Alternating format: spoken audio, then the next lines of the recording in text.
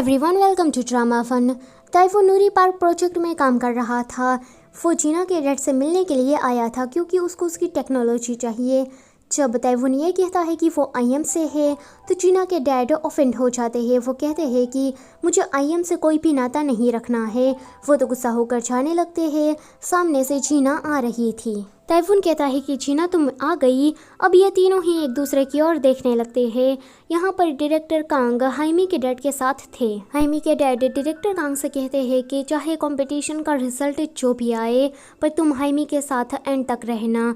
जितना मैंने सोचा था उससे कहीं ज़्यादा हाइमी तुम्हें पसंद करती है और तुम ये भी चिंता मत करना क्योंकि मैं भी तुम्हारे साथ हूँ एंड तक। डायरेक्टर कांग कहते हैं कि आपको चिंता करने की ज़रूरत नहीं है, मैं हाइमी एंड आईएम दोनों को ही संभाल लूँगा। जीना अपने डैड से कह रही होती है कि ताइफून को इसके बारे में कुछ भी पता नहीं है। चेयरमैन से जब मैं मिली तो उन्होंने मुझे सब कुछ बता दिया, पर प्लीज़ आप ताइफून को इसके बारे में दोष मत देना। जीना के डैड सोचते हैं कि हाँ, इसलिए शायद चेयरमैन उस दिन घुटनों के बल गिर गए थे। डैड ताइफून से कहते हैं कि देखो, तुम्हारे डैड मुझसे माफ़ी मांगने के लिए कहीं बाहर आए थे। अगर उस दिन मैंने माफ़ कर दिया होता उससे तो आज उसका एक्सीडेंट नहीं हुआ होता और वो हमारे बीच अभी तक जिंदा होते। तो प्लीज़ मुझे माफ़ कर देना। तो ताइफून डरते हुए कहता है कि इसमें आपकी कोई भी गलती नहीं थी, कोई बात नहीं, ये बस एक एक्सीडेंट ही तो था। माफ़ी तो मुझे आपसे मांगनी चाहिए। मेरे डैड एंड अंकल की जगह आज से मैं ले रहा हूँ। वो उसे पूरे ग्रेड के साथ माफ़ी मांगता है एंड कहता है कि मुझे आपकी माफ़ी ऐसे ही बोलकर नहीं चाहिए, मुझे आपकी माफ़ी को कमाना है। डैड कहते हैं कि तुम इस तरह से माफ़ी मत मांगो, ये सारी तो हम एडल्ट्स की गलती थी, तो तुम्हें इसमें क्यों घसीटा जा रहा है।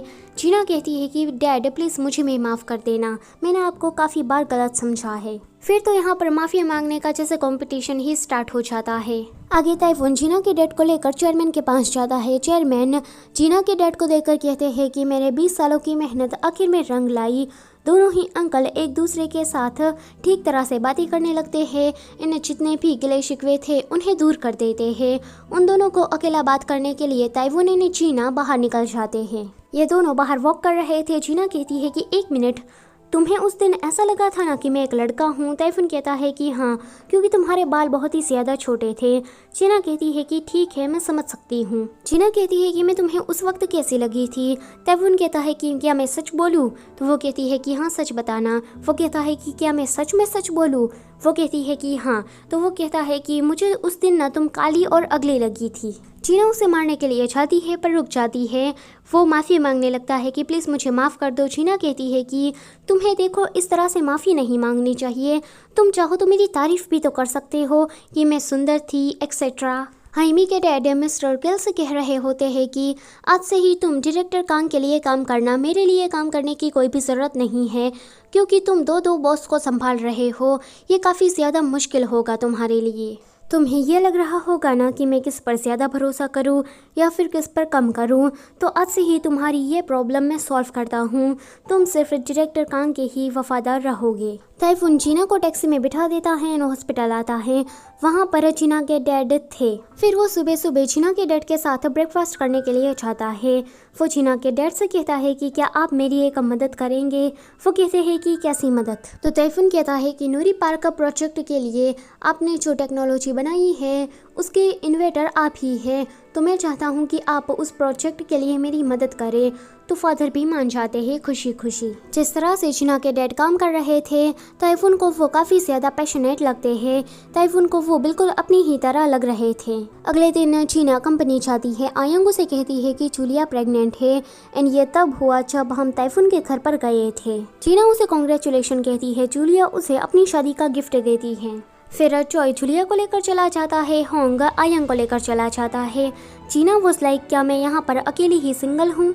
आगे ये सभी लोग जा रहे थे एंड सभी लोग बातें कर रहे थे कि आज तो हमारी टीम में चेयरमैन का भतीजा आने वाला है, पता नहीं वो कैसा होगा, हमने तो आज तक उसे कभी भी नहीं देखा है। उसके सामने ताइफून आता है तो उसे देखकर चॉय कहने लगता है कि आज हमारे यहाँ स्पेशल गेस्ट आने वाला है, तो तुम यहाँ से जाओ, हम तुमसे बाद में बात कर लेंगे। तो ताइफून कहता है कि मेरा नाम है युन ताइफून और मैं ही कैंडिडेट हूँ। ये सुनकर सभी लोग शॉक हो जाते हैं। आगे ये लोग मीटिंग करने के लिए बैठे होते हैं। सभी लोग सदमे के मारे कुछ भी बोल नहीं पा रहे थे। तो ताइफून कहता है कि क्यों ना हम मीटिंग स्टार्ट करें। यहाँ पर डायरेक्टर कांग हाइमी के साथ खड़ा था। ये लोग भी अपने प्लान के बारे में डिस्कस कर रहे होते हैं। जैसे ही मीटिंग खत्म हो जाती है तो जूलिया एंड आयंग जीना को लेकर वहाँ से चली जाती है। वो उसे पूछती है कि तुम्हें ये बात पहले से ही पता थी ना, तो तुमने हमें क्यों नहीं बताया। जीना कहती है कि मुझे भी नहीं पता थी, पर जब मुझे पता चला तो मुझे बताने का मौका ही नहीं मिला। दूसरी तरफ डायरेक्टर कांग हाइमी को लेकर हान रिवर पर जाता है। हाइमी तो बहुत ही ज़्यादा खुश थी क्योंकि हमेशा से ही वो हान रिवर पर डायरेक्टर कांग हिजुल के साथ आना चाहती थी। पर यहाँ कुछ ऐसा हो जाता है, डायरेक्टर कांग को कंपनी में जाना पड़ता है कुछ काम आने की वजह से। हाइमी फिर से सैड हो जाती है। हाइमी अकेले ही बैठकर ड्रिंक कर रही होती है। वो जीना को भी अपने पास बुला लेती है। वो जीना से कहती है कि तो तुम यहाँ पर आ गई। वो जीना को उसका रिज्यूम दिखा रही होती है। वो कहती है कि मुझे पता है कि तुमने अपनी यूनिवर्सिटी के बारे में सबसे झूठ बोला है।